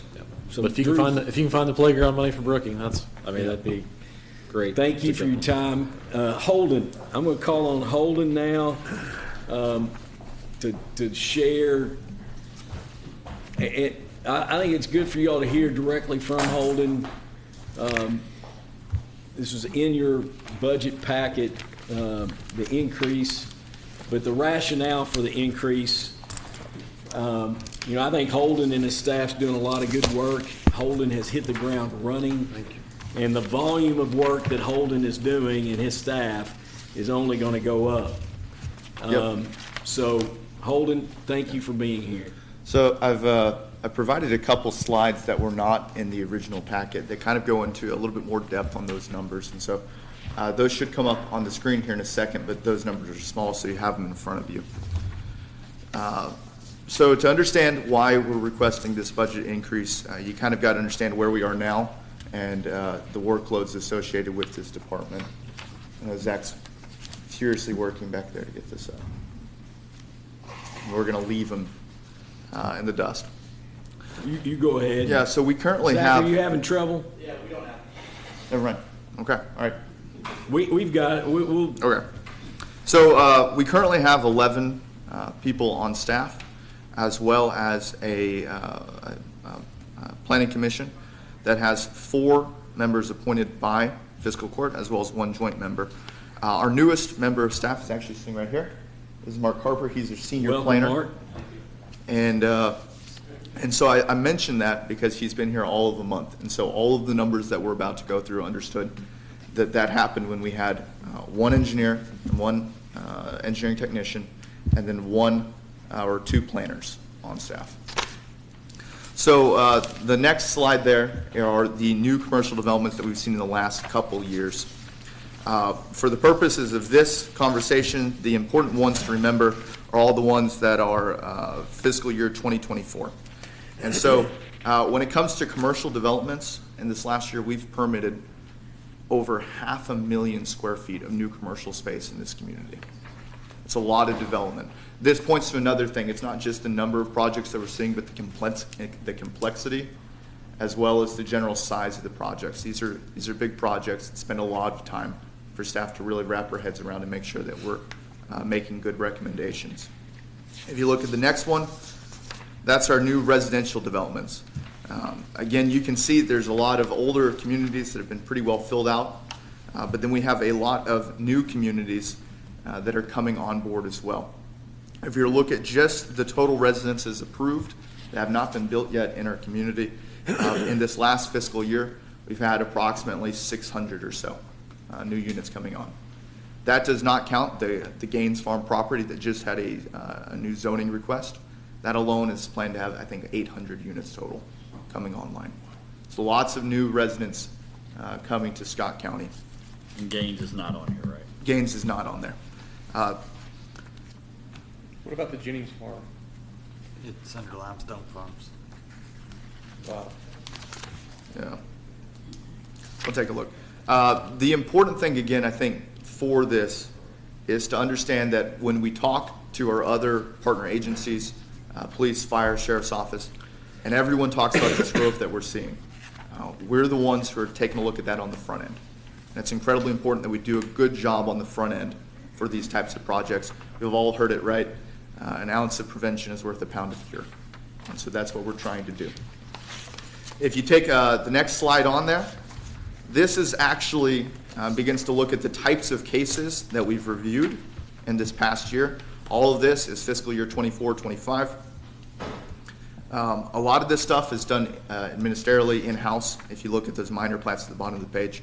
But I want to highlight just the stuff that's going to the boards and the Planning Commission. So this last year we had 93 hearings in front of either the Boards of Adjustment or the Planning Commission. Of those, 88 were outside applications. These were applications that were brought to us. The other 5 were zoning text amendments that staff was working on in-house. And of those 88, 70 of them were heard by either Board of Adjustment members or planning commissioners who were appointed by this fiscal court. And so a lot of big projects coming before either the Planning Commission or the Scott County Board of Adjustment every month. Stuff that has an impact. The newest Planning Commission member, Ms. Melissa Adair, you appointed her. Ask her how her first meeting went. She'll tell you you guys are doing a great job, both appointing members, but as well as making sure that the Planning Commission is playing a vital role in our community. So, again, a lot of numbers. I'm trying to move quick.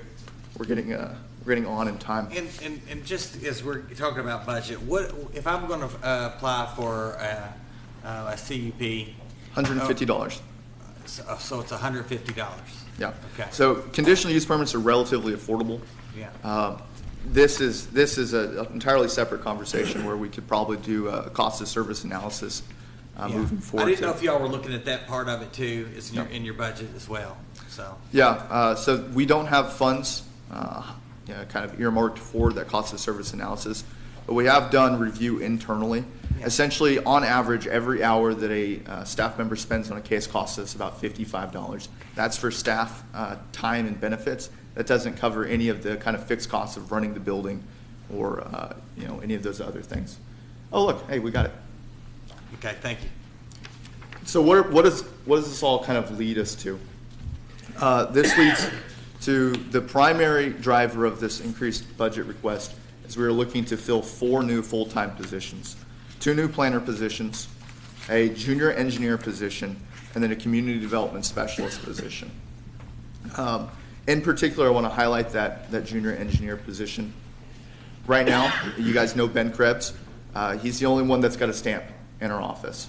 If for any reason, I don't know, Ben wants to take a vacation or something else comes up, that puts us in a very restricted workflow situation. We'd like to add department capacity. As a matter of fact, when you look at all these positions, that's really what we're going for. We're looking for increased departmental capacity, both to handle the cases that are coming to us, as well as our ability to pick our eyes up, look down the road, and do some long-range planning. We get asked questions all the time. Why would you consider that? Why would you approve that? Why are you doing things you're doing? And for the most part, because that's what's on our books. If we ever want to, really spend the hours needed to do deep dives into the existing regulations and make recommendations for change, that takes somebody out of current use planning and pulls them over into that long-range planning area. Current use planning is incredibly important. That's the 70 cases seen by, fiscal court-appointed members. But if you don't get the long-range planning right, it's basically always taking care of the necessity of the now. We need capacity so that we can pick our eyes up and really plan for the future.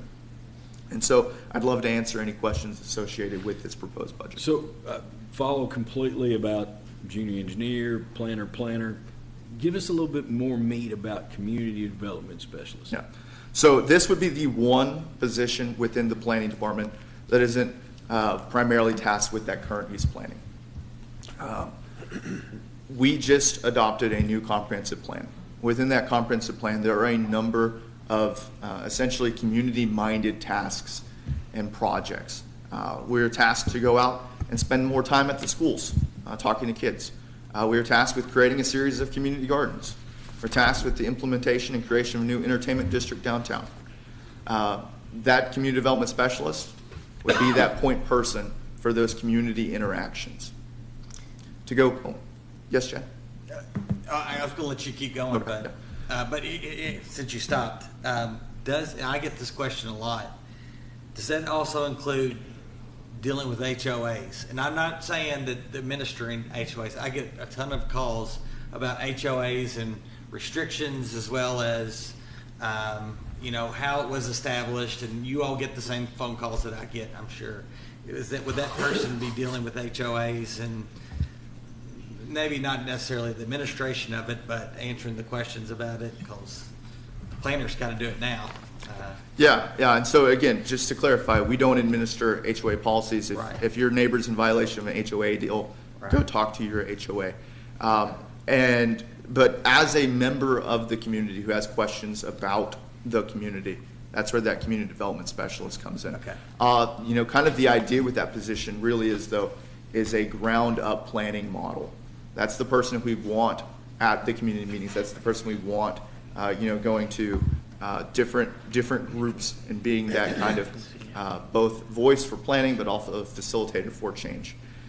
The really, I think, neat thing about that position really lies also in this idea that we do a ton of work, and then we're on to the next thing, and then we're on to the next thing. And that community development specialist could kind of come back after the fact and say, hey, this is what we did. This is how that played out. And then be able to, again, advocate for change from inside the department.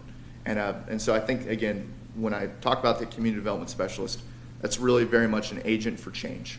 That's our ability to really kind of have that advocate on the inside who can work with the community and then, hopefully see. It's always about constant improvement. That's everything we do. So, questions for Holden? I have a question. Ryan Pratt. I've never asked this before, and I don't know why.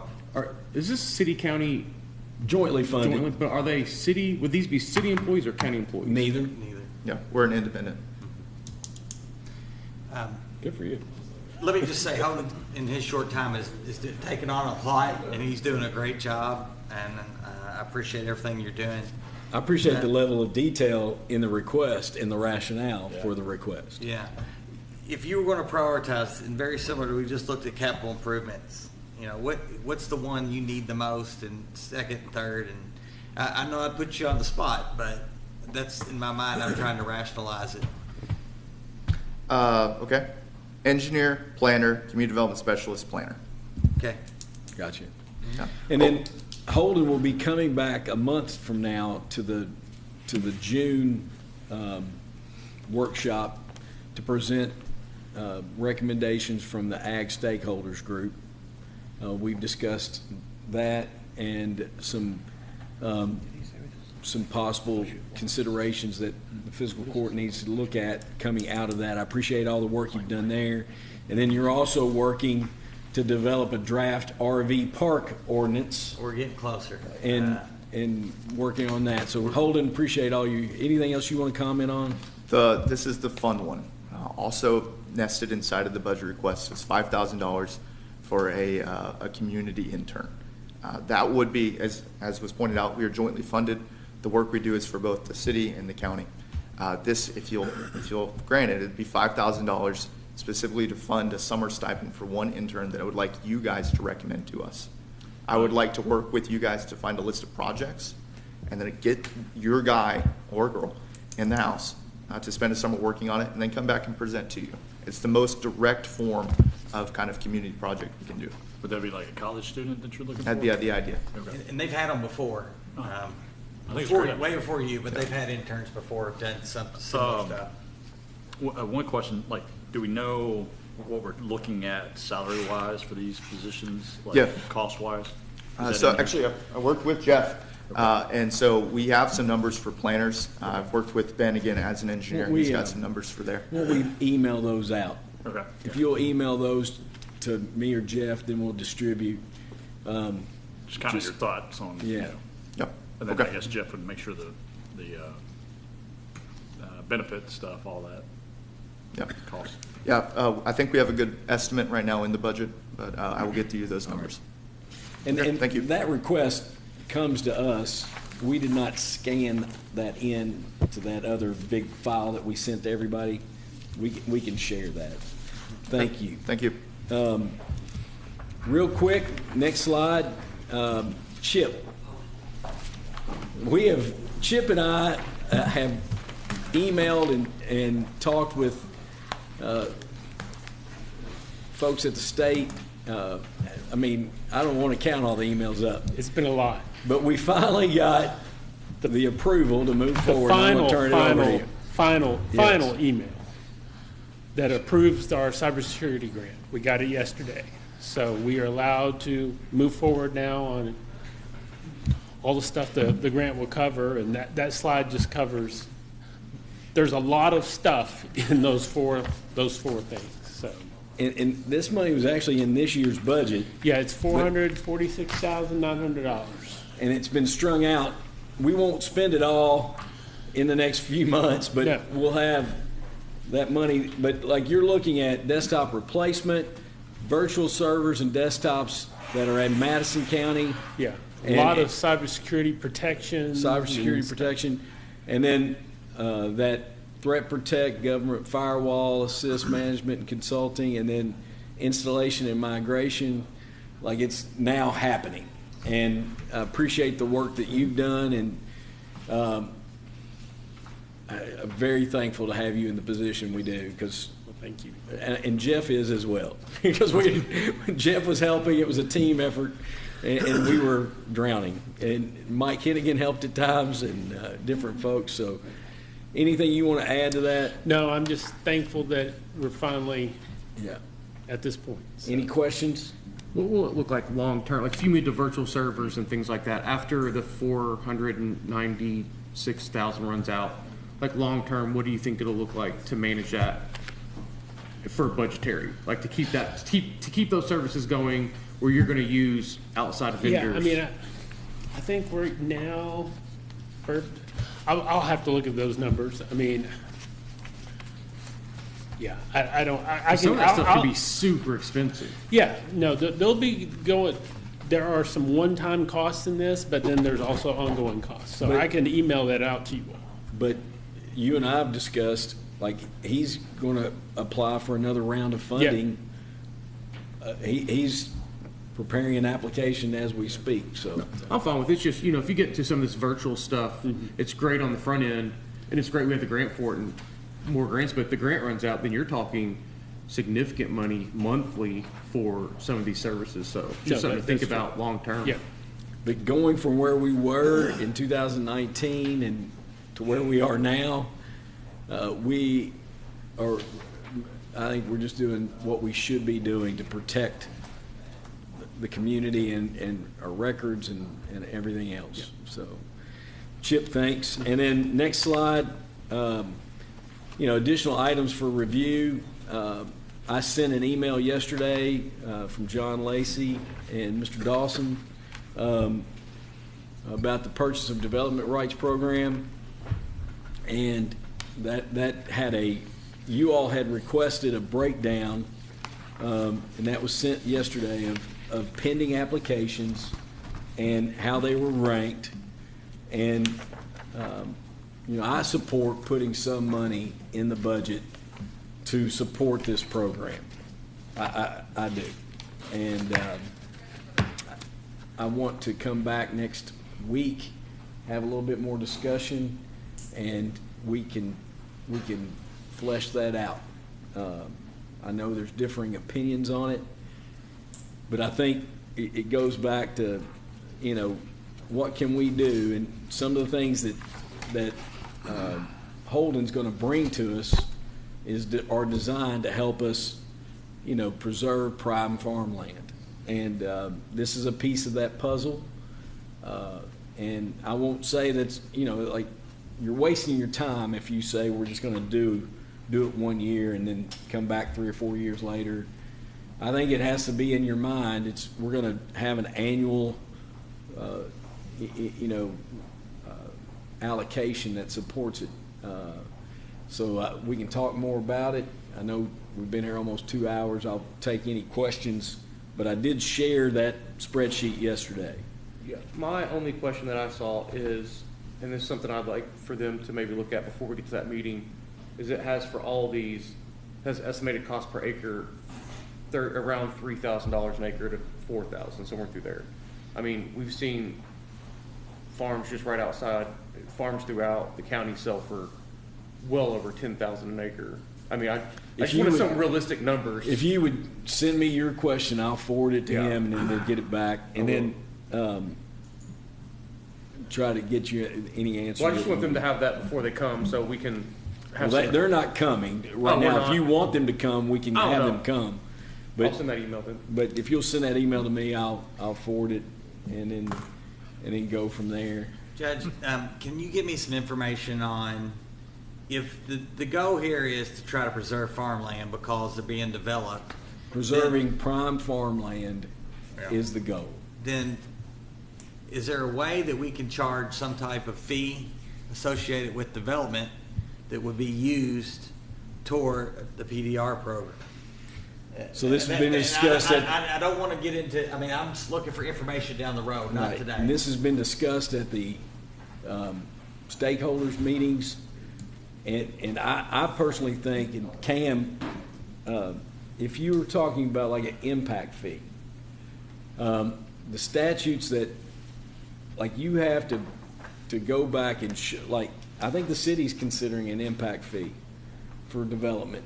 But you have to go and show directly how it's costing more for police, costing more for fire. Mm-hmm.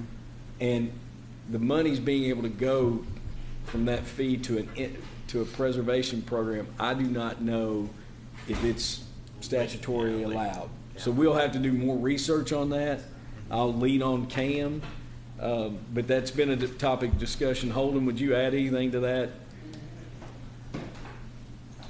There have been fewer sore subjects in that conversation than probably that one is as well up at the top. We very much are considering as many different ways to preserve the farmland as possible. I like that one because it's direct, but again, I think, refer to Cam, we're relatively limited in how those funds could actually be applied. Okay, thank you. I'll make a quick comment on this, because I know we're at 2 hours, but just on the impact fees, we talk about housing affordability, and I think that just gets pushed right onto the buyers of homes and properties. So something I know that you guys talk about, but. And Holden's also presenting a transfer of development rights program that's a private funded. It's something. And then we've looked at cluster development regs. So he's going to bring, some other items to the table. And one of the things that I like is accessory dwelling units as an option as well. So Rick had a comment. I was going to ask about the transferred, so I'll wait on that when he brings it, all that. But one other thing, with the PDR itself, that's also a partnership with the federal government, and we don't even know. And we don't know. And Rick, you're 100% correct, and I'm glad you brought that up. We could put money in the budget. We could make an application. We don't know if it's going to be funded. And I would not, we're not going to, I don't think it's wise to move forward unless it's funded as well from the federal government. So I really appreciate you bringing that up. And then Lytle's Fork Recreation Area, there's money in the budget to put paving halfway across, what's the name of the road, JR? Stockdale, 4-foot wide path. And then we come back the next year and pave the rest of it, so you could have a nice walking path down there. It's also for some adding for some slabs and a structure to protect some porta potties, and then some trail maintenance dollars. And then we also have, and I'm not going to go into it today, but the social services request that's in there as well. And the last two things, I'll take any questions, of course, right now, but next week we'll have another opportunity to bring up anything that you all want to about any of this. But John this has not got a budget number with it, but John's request from the fire department is to order another pumper. And that would not be, it's another 36-month lead time from the date you order it. Wouldn't require any budgetary commitment right now, other than knowing that it would have to be paid for in a future budget. So that's an item that we can talk about more as well. And then, John, I don't want to let the cat out of the bag completely, but this is some really good news. And I'm going to ask for him to give us a full report at our next meeting if it's possible. But preliminarily, our ISO rating was just recently, you all had a big review and did a lot of work, but we're going from 3Y, down to 2Y, which is significant on improvement. And I'm going to ask John to give us a report on it at a future meeting and how it impacts our community. So that's very good news, and thanks to John and for all you all do. That's something to hear more about. Any other questions or comments from anyone? Just real quick on the Lytle's Fork Recreation Area, Porta Johns, who maintains them? I know there's a company, but is it coming out of our budget, or is it Parks, or is it tourism? JR? I think we will probably piggyback with Drew here and just work it out. Okay. Okay. And Lori Saunders says for us, I'm going to pitch in and help any way we Okay. can. So that's all from the advisory board recommendation back a couple months ago, and we put the capital in. I think they're going to help make it all Do reality. the maintenance stuff. That's all I had, Judge. All right. Any other comments other than that? Then we'll close out our work session. Thank you all.